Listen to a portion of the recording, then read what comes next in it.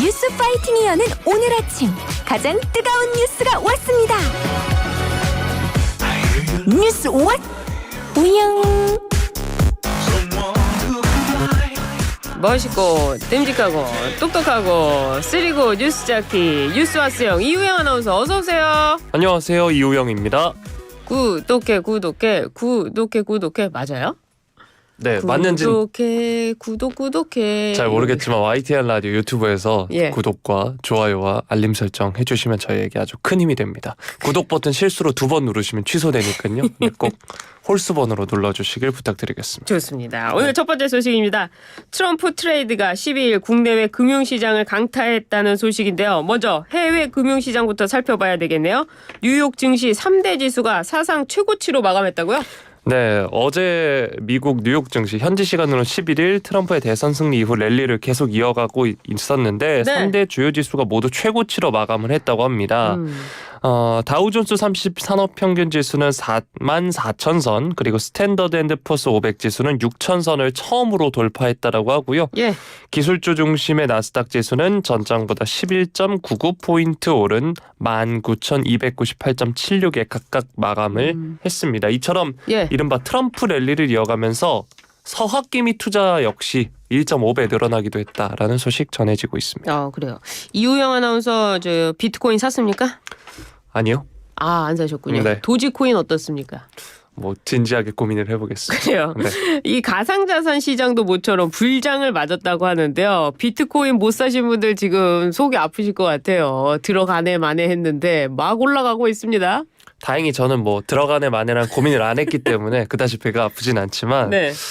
트럼프 당선인이 지난 대선 유세 과정에서 미국을 가상자산의 수도로 만들겠다, 비트코인을 전략자산으로 비축하겠다는 등 파격적인 공약을 내놓은 데 따른 시장 반응입니다. 네. 1 비트코인 가격이 오늘 오전에 전해진 속보를 보면 사상 첫 9만 달러 돌파를 했다고 하고요. 그랬군요. 네, 10만 달러 돌파 전망까지 나오고 있는 상황입니다. 또 앞서서 말씀해주신 도지코인이나 시바이누 같은 이른바 밈코인도 거래량이 폭발하고 있다라고 하는데, 이 중 일론 머스크 테슬라 최고 경영자가 띄운 도지코인의 경우 한 개에 500원대로 동전주 수준인데도 거래 대금이 비트코인을 앞서는 네. 기염을 토했습니다. 제가 그 비트코인이 400만 원일 때 야 이것도 비싸다. 이거 어떻게 올라가냐 하고 400만 원인데도 안 샀거든요. 지금 1억이 넘었다고요? 알겠습니다. 테슬라 같은 이른바 트럼프 수혜주로 꼽혔던 자산들이 거침없는 랠리를 펼치고 있다고 하는데 이거는 뭡니까? 네, 일단 테슬라의 주가를 살펴보면 네. 아니 정말 그 비트코인 얘기하니까 네. 마음이 아프네요. 네. 예, 250만 원도 비싸다, 400만 원도 비싸다, 8천만 원도 비싸다. 그랬는데 1억을 넘었다니요. 네. 1억을 넘었을 때도 다시 내려올 때 8천만 원일 때 살까 말까 했는데 죄송합니다. 원래 이렇게 인생은 타이밍이 아닐까 싶습니다. 네. 또 인생은 또 계획대로 흘러가지 않으니까요.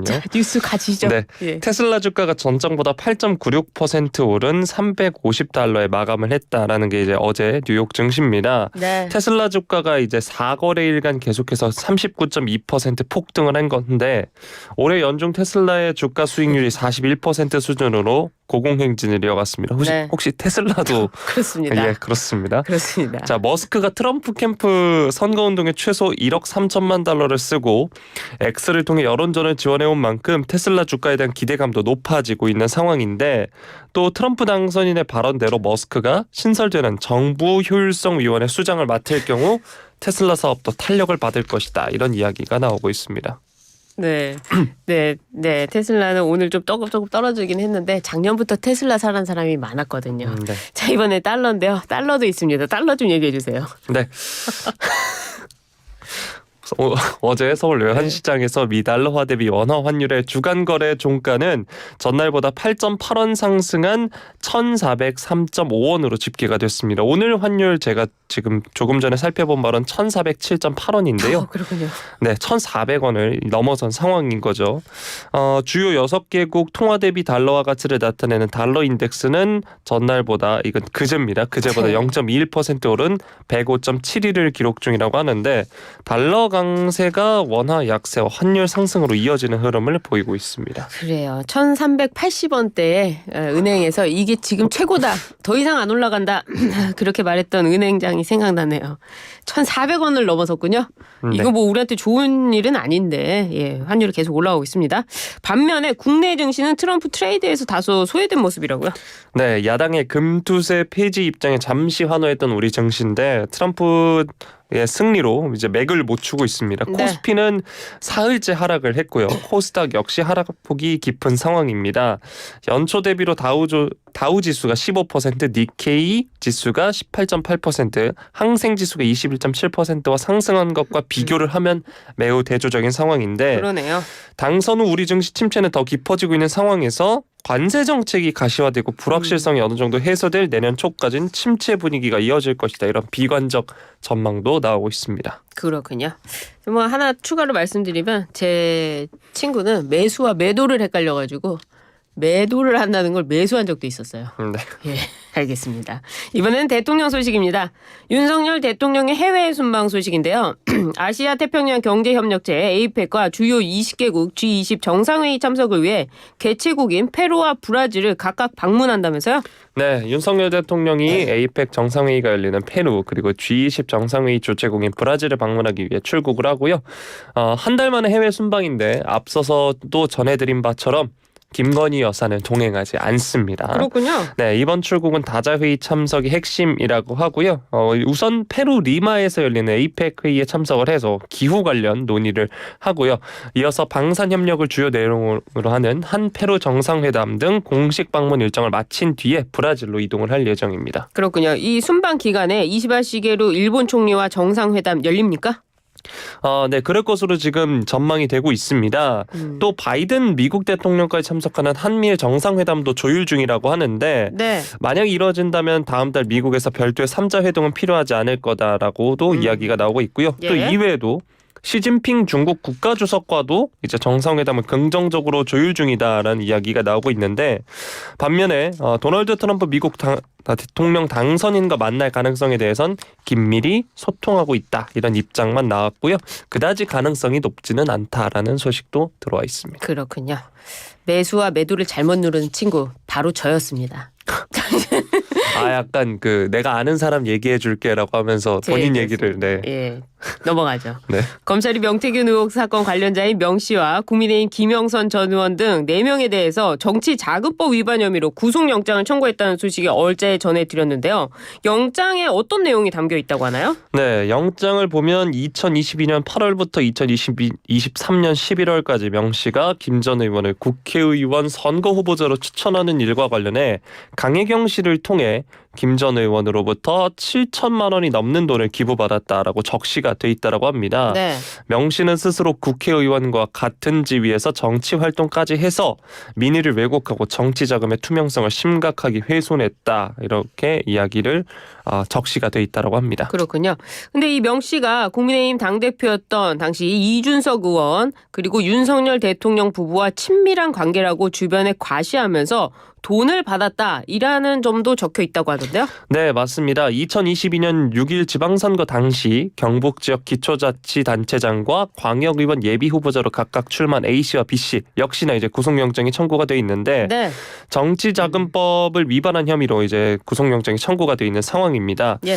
이들 중 한 명은 최근 검찰 조사에서 국민의힘 김영선 의원 등 유력 정치인과 친분을 내세운 명 씨의 영향력을 믿고 명 씨가 공천에 힘을 써줄 수 있는 것을 기대해 돈을 건넸다 이런 취지로 진술을 했다라고 합니다. 그래요. 검찰은 여러 문자 메시지들도 확보했다고 하는데요. 네, 일단 이 앞서서 말씀드렸던 2022년 6일 보궐선거 당시 취임 그리고 또 취임 전날이 대통령 취임 전날에 명 씨가 국민의힘 지도부와 나눈 문자 메시지를 확보했다라고 하고요. 이 내용에는 윤 대통령이 김 전 의원 경선하라고 했다라는 취지의 내용이 담겼다라고 하고 명 씨는 같은 날 윤 대통령에게 김영선 의원을 잘 부탁한다는 취지의 문자 메시지를 여러 차례 보낸 것으로 전해졌습니다. 이 관련 내용이 민주당이 공개한 녹취록에도 이제 나와 있기도 하고요. 네. 또 이외에도 검찰은 지난 2월 명 씨가 김 여사와 나눈 텔레그램 메시지 역시나 확보한 것으로 알려졌는데 이렇기 때문에 향후 수사 과정에서 확인해야 할 사실관계와 관련자 범위가 더 확대될지 여부에 이목이 집중되고 있습니다. 그래요.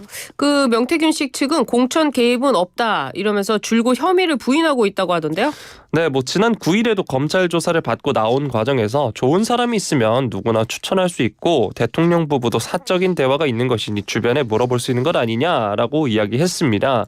저는 어떤 공직이나 위치에 있어서 이를 망각하고 발언한 것이 아니다. 저는 대한민국 국민이 아니냐라고 반문을 하면서 의혹을 부인했고요. 변호인 측 역시 이 검찰의 조사가 무리한 수사다 이런 입장입니다. 그렇군요. 이 수사 상황까지 살펴봤고요. 이번에는요. 국민의힘이 더불어민주당이 추진하는 김건희 여사 특검법 수정안에 반대하는 입장을 명확히 했다는 소식입니다. 어떤 겁니까? 네, 추경호 원내대표 꼼수 악법을 반드시 막아내겠다 이렇게 밝혔는데요. 네. 또 친한계 신지호 전략기획부총장도 SBS 라디오를 통해서 장외 집회에서 수가 안 보이니 원내에서 돌파구를 만들어보자는 꼼수가 특검법 수정안이다라고 이야기하기도 했습니다. 이 친한계도 특검법 수정안에 대해서 선을 긋고 있다는 뜻인데요. 왜 그렇죠? 네, 그동안 사실 김 여사 문제 해법을 놓고 국민 눈높이를 강조해온 친한계도 이제 친윤계와 의견이 완전히 네. 조율되진 않았었는데 이 특별감찰관 후보 추천이 우선이라면서 특검법 수정안에 선을 긋고 있는 모양새입니다. 네. 친한계인 박정훈 의원 어제 이 자리에 나왔죠. 이제 네. 한동훈 대표도 특검법 수정안에 반대한다라고 하면서 이 특검은 헌정질서에 중단하려는 야당의 의도라고 보고 있다라고 전했습니다. 그래요.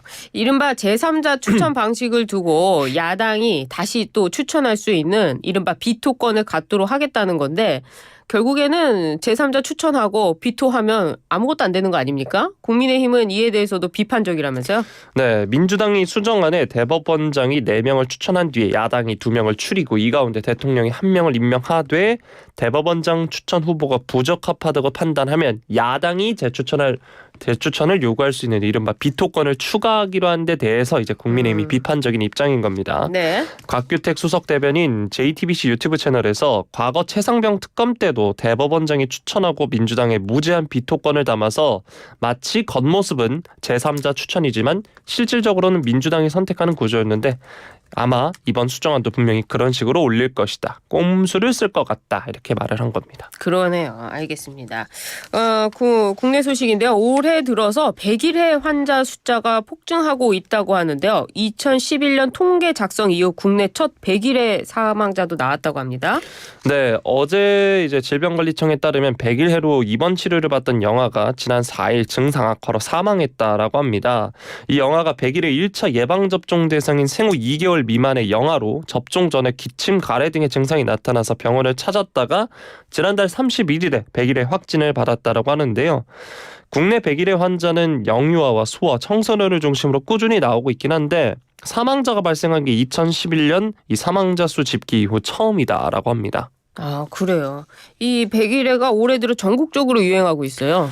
네, 환자나 보균자의 비말로 전파가 된다고 하고요. 감염 시에 발작성 기침을 유발하는 특징이 있는데 지난해 환자가 292명이었는데 올해 아직 11월 첫째 주인데 벌써 3만 명이 넘는 숫자입니다. 100배가 넘는 환자가 나왔다라고 하는 건데요.